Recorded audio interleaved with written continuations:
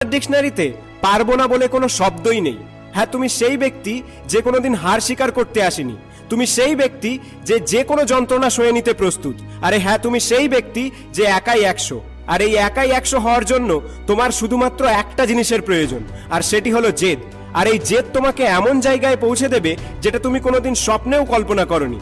তোমাকে এই কঠিন পরিস্থিতির মধ্যে ফেলা হচ্ছে তোমাকে শক্তিশালী বানানোর জন্য, তোমাকে মজবুত বানানোর জন্য, তোমাকে সাহসী বানানোর জন্য। তাই যতবার পড়বে ততবার উঠে দাঁড়াও, যতবার হারবে ততবার ঘুরে দাঁড়াও। তুমি একাই যথেষ্ট সমস্ত অসম্ভবকে সম্ভব করে তোলার জন্য।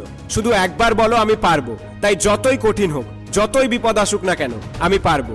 আর যখন তুমি এরকম কঠিন কাজকে সম্ভব করে তুলতে পারবে, তখন তোমার কাছে আর কোনো কিছু অসম্ভব বলে মনে হবে না। তখন তোমার মনে হবে আমি এটা পারবো, আমি ওটা পারবো, হ্যাঁ আমি সব পারবো। সত্যি তুমি সব পারবে, সব।